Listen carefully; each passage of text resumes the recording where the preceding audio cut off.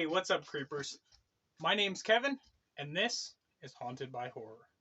I watched the 8th and final episode of the Chucky television series, and I thought we could talk about it. Alright, so in this episode, we start out with Andy at Junior's house, and Junior's being very cagey, and Andy's just trying to figure out where the Chucky doll is. So we get this little scene where Andy is kind of going around the house looking around, and it turns out Chucky was hiding in the toilet, and he threw Junior's dad's body down the laundry chute.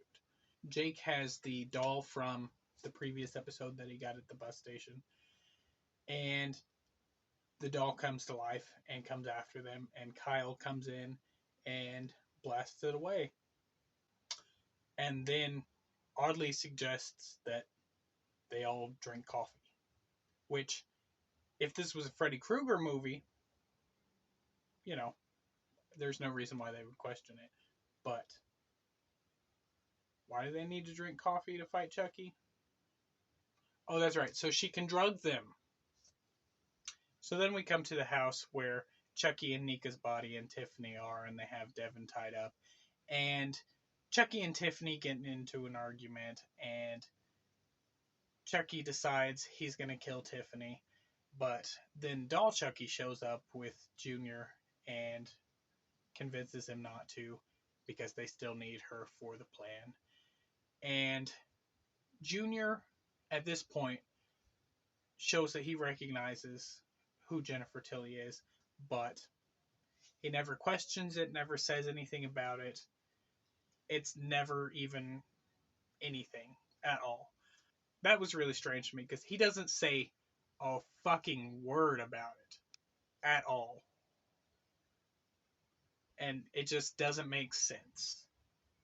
And in this house, there is an army of Chuckies. And so we come to the best scene in the entire series so far. The part where there's a bunch of Chucky dolls lined up, and they start asking questions about what's the age limit of the youngest people they can kill. And whenever the main Chucky doll comes up with a rule as far as the youngest people they can kill, then another Chucky doll comes up with some exemption that would nullify that rule. And it just goes on like that for a little bit. And I really like that. I like seeing all the different Chucky dolls kind of feeding into each other and playing off of each other. And even with the Nika Chucky and the Chucky doll, that's a really interesting dynamic. And it was the best part of Cult of Chucky.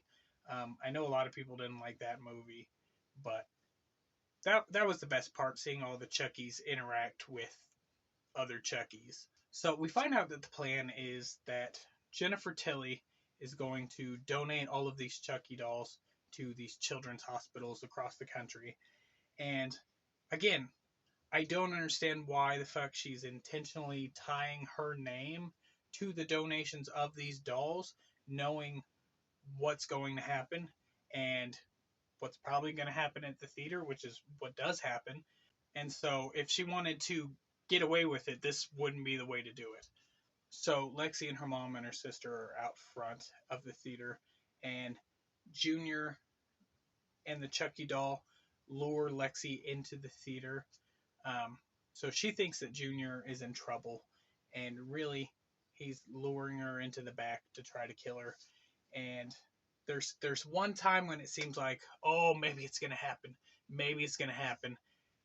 Where she's going down this hallway, and he cuts a corner, and she goes down the hallway, and then it cuts to commercial break, and it's like, well, fuck, it's not going to happen. And of course it doesn't. They go behind the screen and have this dramatic, emotional conversation. I mean, not real emotional. These characters don't have a lot of character other than Lexi being a bitch and Junior, now being a murderer. That's the most character development that he's had this entire series. There's just nothing to that character. Which, seems like those two would be a good fit. But Chucky tries to get Junior to kill Lexi, and instead he attacks the Chucky doll. And when he stabs the Chucky doll stabs him, and they both die. And while this is all going on, the Chucky doll that Jennifer Tilly has given to Lexi's little sister is running through the theater, um, climbing under people's chairs and stabbing them in the ass. And he must have a really long knife, because everybody that he stabs in the ass dies from their ass wounds. So, he's just running around stabbing these people in the ass, and they're like, oh, and dying. And of course, at the end, there's an altercation between Jake and the Chucky doll, where Jake shows that he really did have the murderous potential that Chucky saw in him when he chokes out the Chucky doll until its eyes pop out. But it seems like he might be too late, since the truck, for some reason, the truck waited until the movie was over. And I don't know if they were playing this movie on fast forward or what, because the movie went by from scene to scene. They were watching Frankenstein, and it just blew through that fucking movie while all of this stuff's going on like it was nothing. And the cops didn't show up till the end of the movie, even though Chucky started stabbing people in the ass like halfway through. And so the truck was about to leave, and Andy took out the driver and stole the truck and flipped off Tiffany while he was heading out. And then doll Tiffany pops up out of the back of the truck and pulls a doll gun on Andy. I guess it's a real gun. That's just the size for a doll. Like, do they make children's handguns? Because it was real little. But anyway, this episode has a lot of things going on. The show in general seems like it picks up a lot of things that could be plot and just drops them right back down. And it's really frustrating because there's so many things that it seems like are going to go somewhere, and they do not at all. I mean, even with Andy and Kyle, like,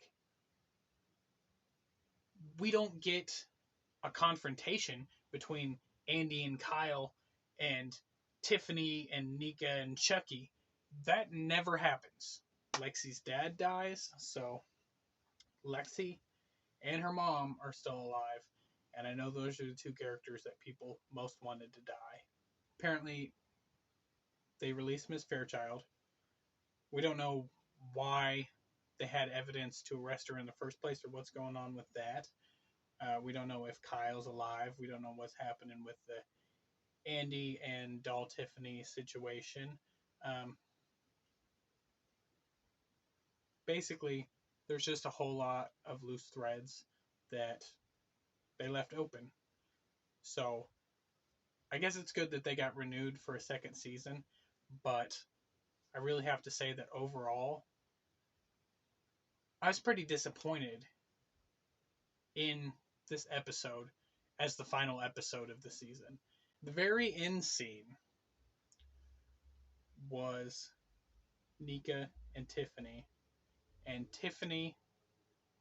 to ensure that even if Chucky takes over Nika's body, he won't be able to do anything to her, has cut off Nika's arms and legs above the elbow and above the knee. And that was the end. I just feel like this series has had so many things going on that could have led to something that have not, that it's just been one frustrating thing after another. And it didn't live up to its potential. I know there's a lot of good in this show, but there's also a lot of sloppy writing. And I just really hope the second season is going to be better. So, all right, well, thanks for listening to me. Have a good night. Subscribe, damn it. I'll be back. I always come back, and so should you moron.